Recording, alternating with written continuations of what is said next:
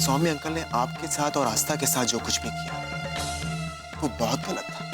और आंटी, भगवान हमारे कर्मों की सजा हमें जरूर देता है। मैं कौन हूँ? मेरी पत्नी हो तुम। जिंदा लाश हो गई। कहाँ गई तुम्हारी वो सच्चाई की बांसुरी? जज के सामने क्यों नहीं बजी तुम्हारी वो सच की बांसुरी? तुम जैसे वकीलों की मुझे कोई जरूरत नहीं।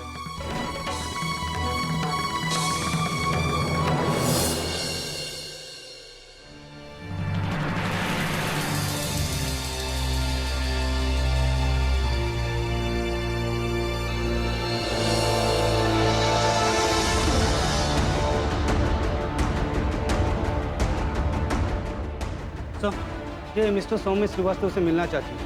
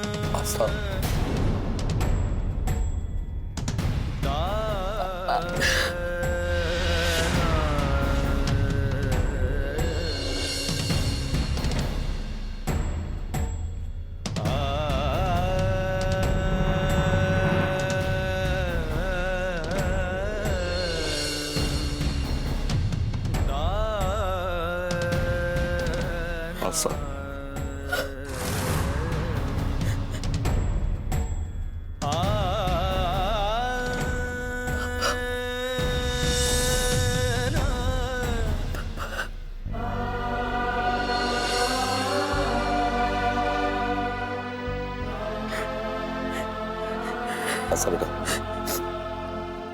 रो मत।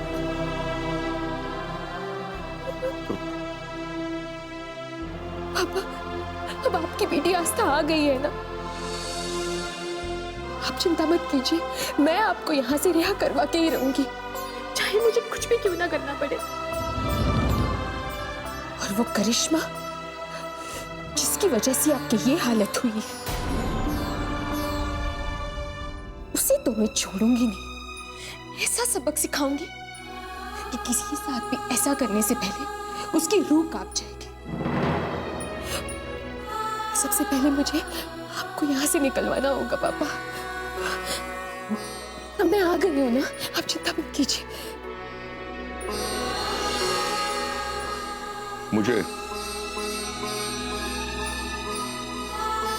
मुझे माफ कर दो बेटा। नहीं पापा, आप प्लीज ऐसा मत कहिए, प्लीज। लेकिन पापा, आप यहाँ कब से हैं और मुझे किसी ने बताया क्यों नहीं पापा?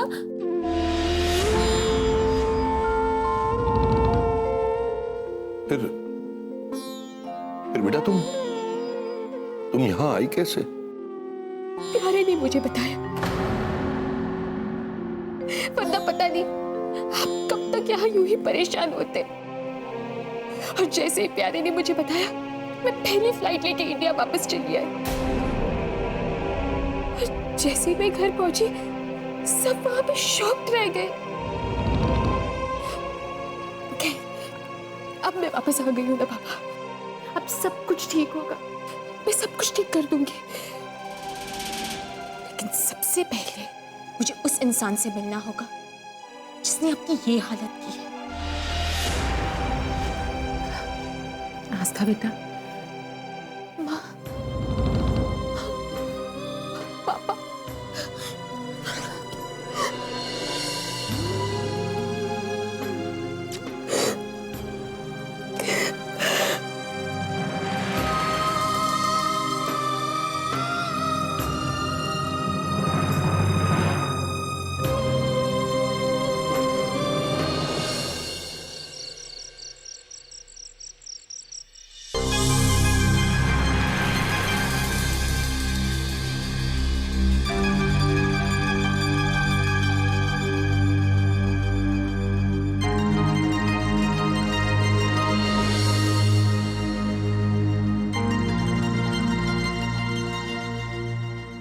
मैं तुम्हें ज्यादा वेट तो नहीं कराया। बोलो क्या पियो? चाय, कॉफी, कोल्ड ड्रिंक? अमेरिका से कब आई? ज्यादा भोली बनने की कोशिश मत करो करिश्मा। अरे मैं सच बोल रही हूँ, मुझे नहीं पता तुम अमेरिका से कब आई। मैं अमेरिका से कब आई ये जानना तुम्हारे लिए उतना इम्पोर्टेंट नहीं है जितना ये जानना इम्पोर्टेंट है कि मैं अमेरिका से क्यों आई हूँ। तुम आई तो मैंने अपना फर्ज समझ के पूछ लिया। तुम क्यों आई हो, किस लिए आई हो, ये तुम्हारा पर्सनल मामला है, मुझे इससे कोई फर्क नहीं पड़ता। लेकिन तुम्हारे लिए ये जानना बहुत ही जरूरी है। तुम बताने के लिए इतना बेचैन हो रही हो तो बोलो क्या बात है। रिश्तों की कदर होती तब तुम्हें समझ में आता ना तुम्हारे कोई आगे है ना ही पीछे। इन चार दीवारों में अकेले रहने की आदत जो पड़ गई है तुम्हें। और जानती हो, जिन्हें बेजान चीजों की आदत होती है उन्हें जानदार चीजें टूटने का एहसास नहीं होता। प्यार, रिश्ता, खून, मोहब्बत, इन चीजों से तो तुम कोसों दूर हो। कभी तो किसी की भावनाओं को तोड़ना, किसी के भरोसे को तोड़ना तुम्हारे लिए बहुत आसान है। बस आस्था बस, मैं खामोश हूं इसका मतलब ये नहीं है कि मेरे मुंह में जुबान नहीं है। मैं तुम्हारी हर सवाल का मुंह तोड़ जवाब दे सकती हूँ, पर इस वक्त तुम होश में नहीं हो और मुझे नहीं पता कि तुम मुझ पर क्यों बिगड़ रही हो। तो सुन लो, मेरे पापा के साथ तुमने ऐसा क्यों किया? साजिश करके उन्हें अरेस्ट करवा दिया। तुमने अच्छा नहीं किया करिश्मा। अच्छा, मैंने तुम्हारे पापा के साथ अच्छा नहीं किया और जो तुम्हारे पापा ने दूसरों के साथ किया है वो सही था। क्या बुरा किया था मेरे पापा ने तुम्हारे साथ जो तुमने इतनी घिरी हुई हरकत की? गलत सवाल, गलत जगह, गलत इंसान से पूछ रही हो। जाओ जाके सारे सवालों का जवाब अपने पापा से पूछो। करिश्मा, अपनी हैसियत में रह के बात करो। हैसियत का अंदाजा तुम लगा लो। तुम मेरे पास आई हो, हैसियतमंद के पास जरूरतमंद आते हैं। मैं यहाँ तुम्हारी दलीलें सुनने नहीं आई हूँ। मुझे सिर्फ इतना जानना है कि तुमने किस बात की दुश्मनी मेरे पापा से निकाली, क्यों किया तुमने ये सब? ये सारे सवालों का जवाब तुम अपने पापा से मांगो। मुझसे कोई उम्मीद मत रखो कि मैं तुम्हारे सवालों का जवाब दूंगी। तुमसे मुझे यही उम्मीद थी। अब एक बात कान खोल के सुनो, तुम्हें मैंने जेल में नहीं भिजवाया, तो मेरा नाम भी आस्था श्रीवास्तव है। मुझे जेल भेजने के ख्वाब बाद में देखना, पहले जो अंदर है उसे निकालने की फिक्र करो। उन्हें तो मैं निकाल ही दूंगी, उसके बाद तुम जेल जाने के लिए रेडी रहना। आस्था, मुझे तुम्हारी बातें सुनकर हंसी आ रही। तुम यहाँ अपना वक्त बर्बाद कर रही। जाओ जाकर अपने पापा को रिहा करवाओ, क्योंकि हिरासत में मौत भी होती है। करिश्मा,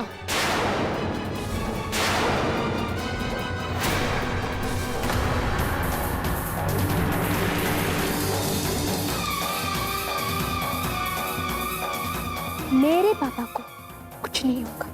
अब मैं जो आ गई, but I challenge you, उन्हें रिहा करवा के तुमसे मिलने जरूर आऊं।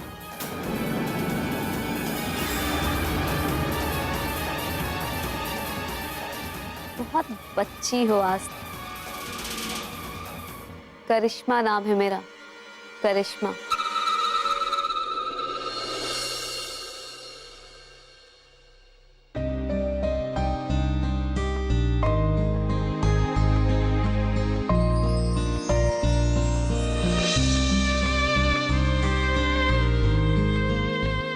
डॉक्टर साहब, अब इनकी तबीयत कैसी है? कब तक होश आ जाएगा इन्हें? देखिए, अभी भी हम कुछ कहने की पोजीशन में नहीं है। उनका रिस्पॉन्स अभी तक स्लो है। अगर आप कहिए तो हम किसी दूसरे हॉस्पिटल में इनको लेकर जाएं। देखिए, वैसे करने से कुछ फ़ायदा नहीं होगा। जो ट्रीटमेंट हम लोग यहाँ पे दे रहे हैं, आपको सेम ट्रीटमेंट मिलेगा। वैसे हम कुछ ट्रीटमेंट में चेंजेस कर रहे हैं, होपफुली कुछ पॉजिटिव रिस्पॉन्स मिले।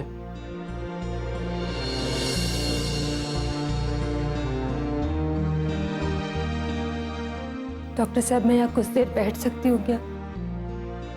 आई एम सॉरी, हम अलाउ नहीं कर सकते।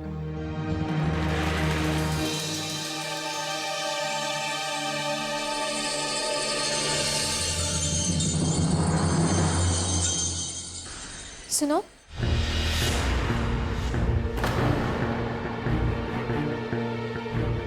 जी। नाम क्या है तुम्हारा? बाबू। और आप कौन? मैं तुम्हारी सेठ की बेटी आस्था। मैं तुमसे ये पूछने आई हूँ कि ये सब कुछ जो हो रहा है उसके पीछे किसका हाथ है? मुझे नहीं मालूम। ये तो पता होगा कि किसके कहने पे तुम ये सब कुछ कर रहे हो। ये भी नहीं मालूम है मुझे। जिस इंसान ने तुम पे भरोसा किया, तुम्हें नौकरी दी, तुम उन्हीं को फंसा रहे हो। मैडम, मैंने उन्हें नहीं, उन्होंने मुझे फंसाया है। लेकिन ये तो तुम भी जानते हो कि मेरे पापा ने वो नकली सीमेंट नहीं रखवाया। मैं नहीं जानता मैडम, आप जाइए यहाँ से। ठीक है, मैं सिर्फ अपने पापा को बेकसूर साबित करना चाहती थी। मुझे लगा तुमने मेरे पापा का इतने सालों से नमक खाया है, तुम मेरी मदद करोगे। लेकिन अगर तुम्हें मेरी मदद नहीं करनी है, कोई बात नहीं। मैडम, अब मैं जो आपको बताने जा रहा हूँ वो मैंने सेठ जी को भी नहीं बताया है। हाँ, तुम मुझे बता सकते हो, मैं किसी को नहीं बोलूंगी। मैडम, जब मैंने सेठ जी की कंपनी में ज्वाइन किया था, उसके कुछ दिन बाद एक आदमी आया।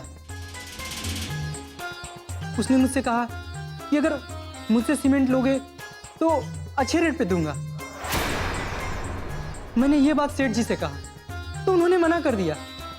लेकिन लेकिन क्या? बताओ। लेकिन उसने मुझे लालच दिया और मैंने उससे सीमेंट लिया, एक कंसाइनमेंट में, और वो वही नकली सीमेंट पकड़ा गया। उसके पेपर्स भी हैं मेरे पास।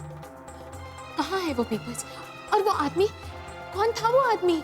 पहले आप मुझसे वादा कीजिए कि आप मुझे भी यहाँ से छुड़ा लीजिएगा। ओके, मैं वादा करती हूँ, पर सबसे पहले मैं अपने पापा को यहाँ से निकालूंगी।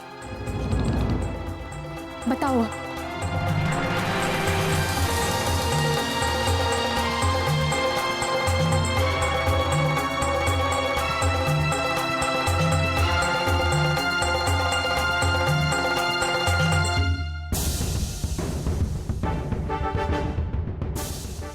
ठीक है मैडम, अब आप चिंता मत कीजिए। आपने जैसा कहा है अब वैसा ही होगा। आप चिंता मत कीजिए। गुड।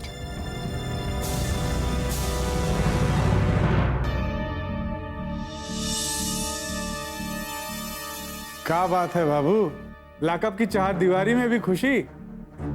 हमें भी तो पता चले। कुछ नहीं, बस यूं ही। हमको पट्टी पढ़ाएगा तू?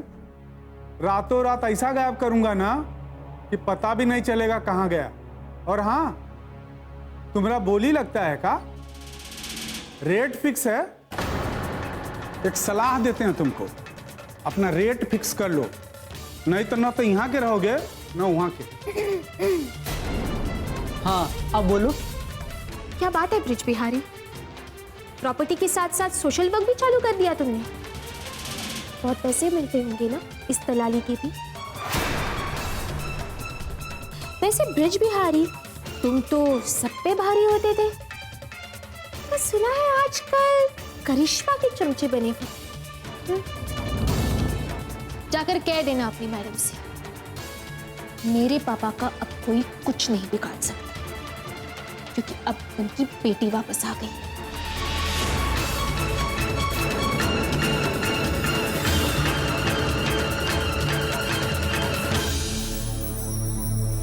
तुम चिंता मत करना, तुम्हें कुछ नहीं होगा।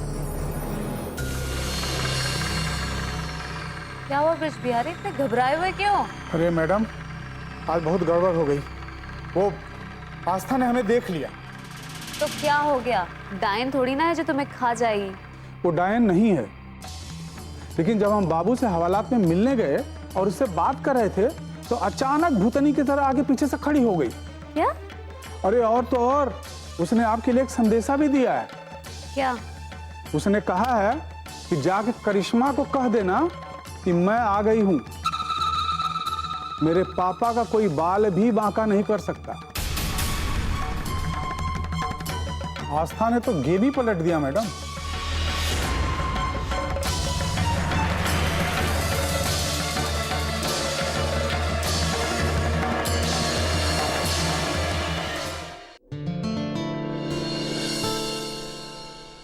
श्रेया, स्पॉन्सर आ गया?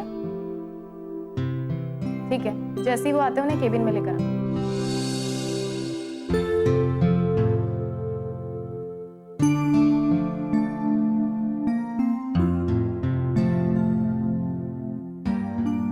मैम, स्पॉन्सर आ गए। हाँ, उन्हें भेज दो। सर आइए। हेलो। Hello, please sit. जी कहिए। अब कहने को बचा क्या है? कहाँ वो तुम्हारा बॉस? देखिए, आराम से बात कीजिए। हम यहाँ कायदे से बात करने के लिए बैठे हैं। बताइए आपकी क्या प्रॉब्लम है? अरे प्रॉब्लम ही प्रॉब्लम है। जब से तुम्हारे फैशन शो में मैंने पैसा लगाया ना, मेरा बुरा वक्त शुरू हो गया। सही है, तुम्हारा बॉस एक नंबर का पनौती आदमी है। देखिए भाई साहब, फिजूल की बातों का वक्त नहीं हमारे पास। अपनी बात कहिए, चाहिए और हमें भी काम करने दीजिए। तो मेरे पास भी फिजूल का टाइम नहीं है। मैं तुम्हारे बॉस से बात करने के लिए आया हूं, और वो तुम्हारा बॉस ही छुप के बैठ गया तो मैं किससे बात करेगा? मिस्टर जयंतीलाल, सिट सर का एक्सीडेंट हो गया है। उनकी हालत बहुत नाजुक है और हम भी अभी अभी हॉस्पिटल से आ रहे हैं, वो भी आपकी वजह से। अरे जयंतीलाल का पैसा खाएगा ना तो एक्सीडेंट होगा ही। अरे मैं तो बोलता हूँ वो मर क्यों नहीं गया? मिस्टर जयंतीलाल, मुझे इतना गुस्सा मत दिलाइए कि मैं कुछ ऐसा कर दूं कि अब जबान खोलने लायक ना रहे।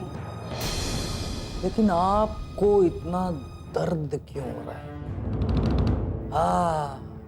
याद आया, आप तो वो उनकी नाजायज।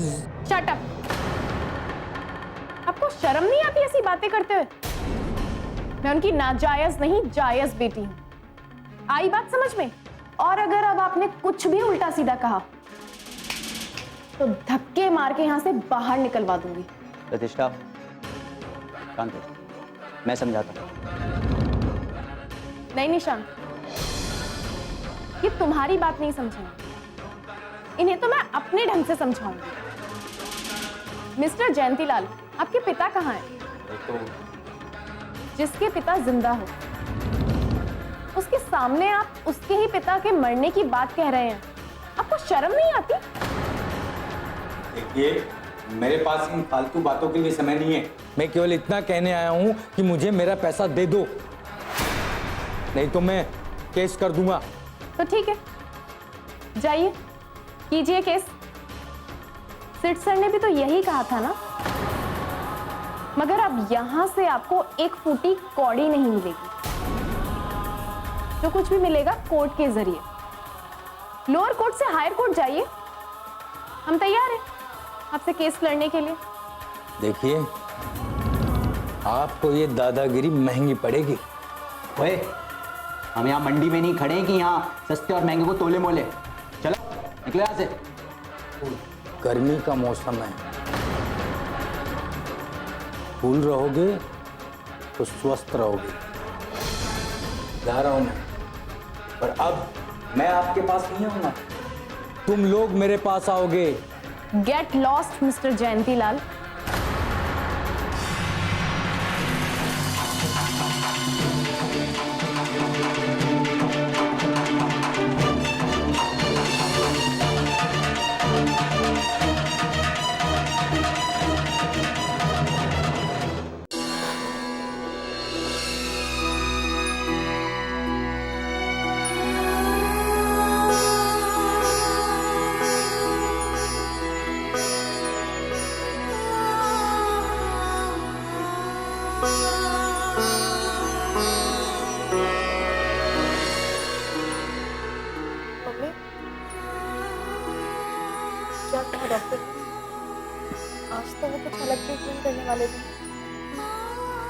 ट्रीटमेंट तो चेंज किया है बेटा, पर देखते हैं कब तक होश आता है।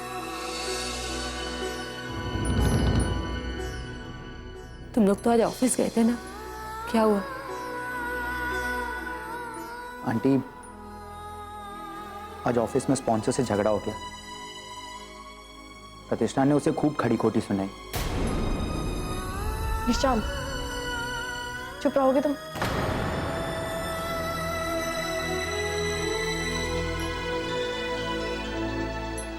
लगता है मासी का फोन है, मैं अभी आती हूँ।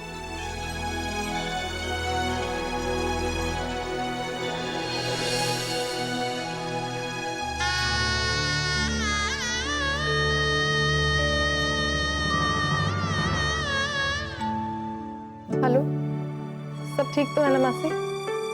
अब मैं आ गई हूँ ना, सब ठीक हो जाएगा। कौन बोल रहा है? क्या हुआ प्रतिष्ठा? मैं कुछ दिन यूएस क्या चली गई, मेरी आवाज पहचानना भूल गई तुम? आस्था, तू कब आई? मेरे अपनी तकलीफ में हूँ और मैं उनकी मदद करने ना आ जाऊं, ऐसा कभी हो सकता है? सॉरी आस्था, मैंने तुझसे अंकल जी की गिरफ्तारी वाली बात छुपाई। मुझे लगा तू परेशान हो जाएगी। प्रतिष्ठा, ये सब बातें फोन पे नहीं, तू जल्दी घर आ जा, फिर बात करते हैं। लेकिन हाँ, सिद्धांत सर की तबीयत को ध्यान पे रखते हुए आ जाना, वो भी तो तुम्हारा फर्ज है। तुझे पता है वो? प्रतिष्ठा, कहा ना, फोन पे नहीं, घर आ जा, बात करते हैं। ओके? ठीक है, मैं आती हूँ।